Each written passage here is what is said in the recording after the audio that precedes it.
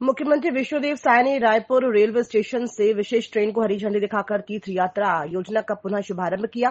ये योजना डॉक्टर रमन सरकार द्वारा शुरू की गई थी, जिसे भूपेश सरकार ने बंद कर दिया था। अब 60 वर्ष से अधिक उम्र के बुजुर्गों को 19 तीर्थ स्थलों की यात्रा का लाभ मिलेगा। मुख्यमंत्री ने कहा कि इस योजना से बुजुर्गों को यात्रा का आनंद मिलेगा और 20 अधिकारी उनकी सेवा करेंगे। आज मोदी की गारंटी का एक काम और पूरा कर रहे हैं। आज मुख्यमंत्री तीर्थ यात्रा योजना का शुभारंभ आज हुआ है और पहले जब हम लोगों की सरकार थी तब भी मुख्यमंत्री तीर्थ यात्रा योजना थी और बीच में ये 5 साल बंद हो गया था।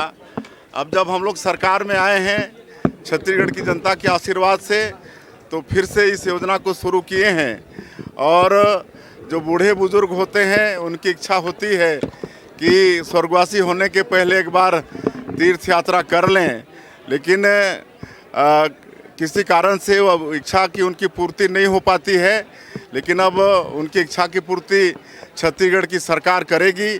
60 साल से ऊपर के जो वृद्ध हमारे माता पिता हैं, दिव्यांगजन हैं, वो कम उम्र के भी और विधवा और परित्यक्ता हैं, उनको भी इस योजना का लाभ मिलेगा।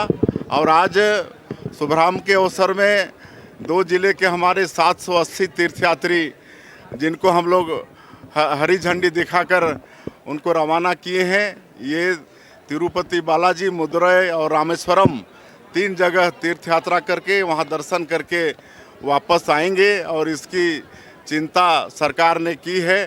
उनके साथ में अधिकारी हैं, उनके देखरेख के लिए, उनकी सेवा शुश्रूषा के लिए उनको भोजन पानी नाश्ता सब चीज़ की व्यवस्था ट्रेन में ही है।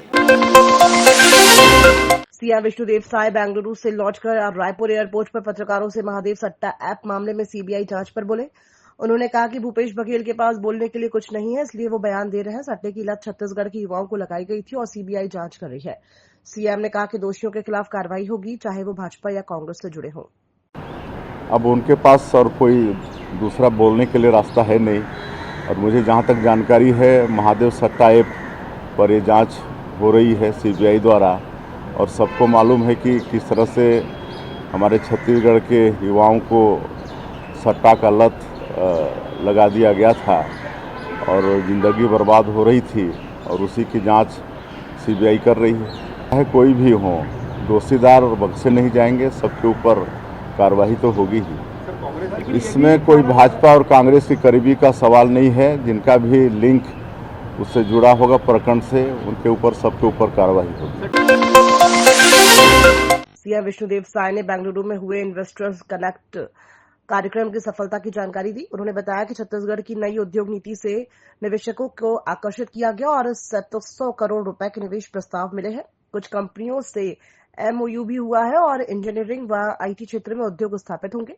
इस कार्यक्रम से उद्योगपतियों में काफी उत्साह देखा गया। हाँ, कल बेंगलुरु में इन्वेस्टर कनेक्ट का कार्यक्रम का आयोजन किया गया था, जिसमें हमारे प्रदेश के उद्योग मंत्री श्री लखनलाल देवांगन जी भी थे और हमारे अधिकारीगण थे, और बहुत अच्छे से संपन्न हुआ है। और वहाँ हम लोगों ने अपनी उद्योग नीति को रखी और उद्यमी और जो निवेशक काफ़ी आकर्षित हुए हैं। और कल 3700 करोड़ रुपए का निवेश का प्रस्ताव उनको सौंपा गया है। और कुछ कंपनियों से एमओयू भी हुआ है, जैसे नेस्कॉम है, आयशा है, टाई है। और ये लोग इंजीनियरिंग और आईटी के क्षेत्र में यहाँ पर उद्योग डालेंगे। तो इस तरह से बहुत अच्छा हमारा ये इन्वेस्टर कनेक्ट का कार्यक्रम रहा है। और इसके पहले भी हम लोग दिल्ली और मुंबई में कर चुके हैं, उसमें भी काफ़ी अच्छा रुझान आया है।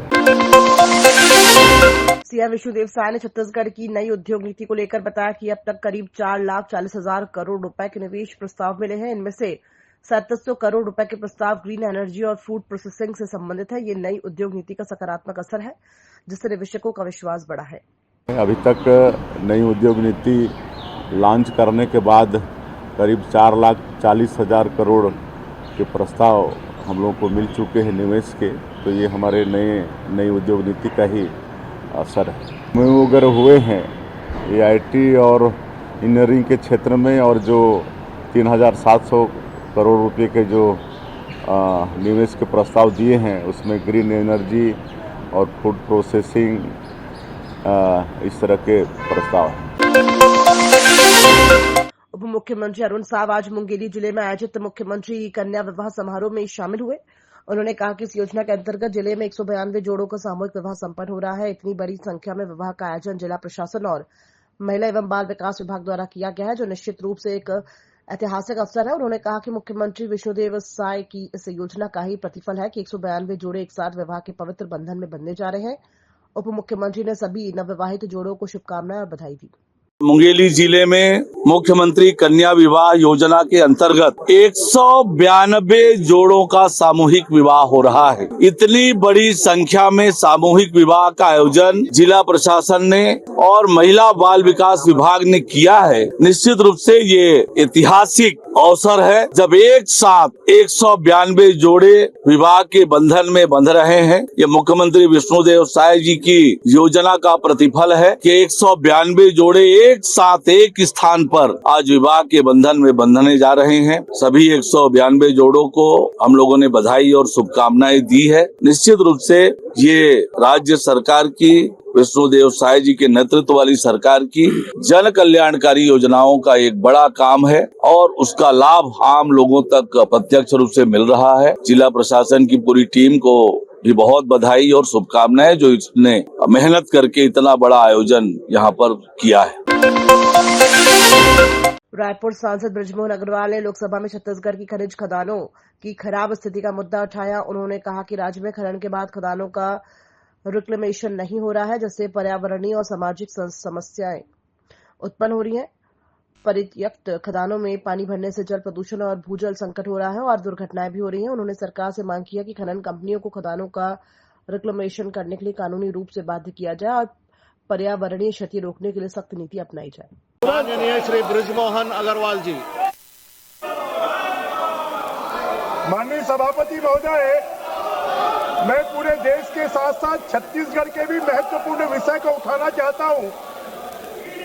कोल India, steel authority of India, NMDC, इनकी सबकी खदानें पूरे देश भर में हैं, परंतु उन खदानों में खुदाई होने के बाद में उनको फिर से जो रिक्लेमेशन की भरण की कार्रवाई करना चाहिए वो नहीं की जा रही है।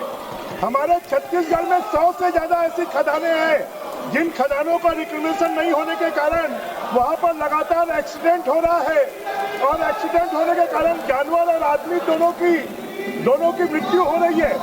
माननीय सभापति महोदय, इतना ही नहीं, उन खदानों में गंदा पानी भर जाने के कारण वो पानी रिसाव होकर जो ट्यूबवेल में पीने का पानी जा रहा है वो भी पूरी तरह खराब हो रहा है और वहाँ पर पर्यावरण भी पूरी तरह खराब हो रहा है। जबकि नियम है, सुप्रीम कोर्ट के भी नियम है और खदान के नियम भी है कि जितनी भी खदानें हैं उन खदानों में खुदाई होने के बाद में उनकी भरण होना चाहिए और उनको रिक्लेमेट करके झाड़ लगा के राज्य सरकारों को वापस दी जाना चाहिए। मैं आपसे इस बात का आग्रह करना चाहता हूँ कि इसके कारण अभी छत्तीसगढ़ में एक बड़ा एक्सीडेंट हुआ जिसमें एक बस उस खदान में गिर गई और 10 लोगों की मौत हो गई। लगभग 2 लाख करोड़ रुपए पूरा शासन के उपक्रम इससे कमाते हैं, परंतु उसके बाद भी कोयला खदान, लोहा खदान, बॉक्साइट खदान, लिग्नाइट खदान और जितने हमारे लाइमस्टोन के खदान हैं उन खदानों को पुनर्भरण का काम किया नहीं जा रहा है। मैं आपसे इस बात का आग्रह करता हूं कि शासन निर्देश दे कि जितने शासकीय उपक्रमों की और प्राइवेट खदानें हैं उन खदानों में जहां पर कोयला का उत्खनन हो गया है, लोहे का उत्खनन हो गया है, जहां पर लाइमस्टोन का उत्खनन हो गया, उन खदानों को रिक्लेमेट करके पुनर्भरण करके फिर से उनको राज्य सरकार को सौंपा जाए, जिससे कि उन जमीनों का उपयोग ग्रामीणों के और उस क्षेत्र के लोगों के लिए किया जा सके। मैं आपसे इस बात का आग्रह करते हुए मंत्री जी से अनुरोध करता हूं कि इसको तत्काल संज्ञान में ले। लगभग तीसरी बार एक साल में मैं ये मुद्दा उठा रहा हूं।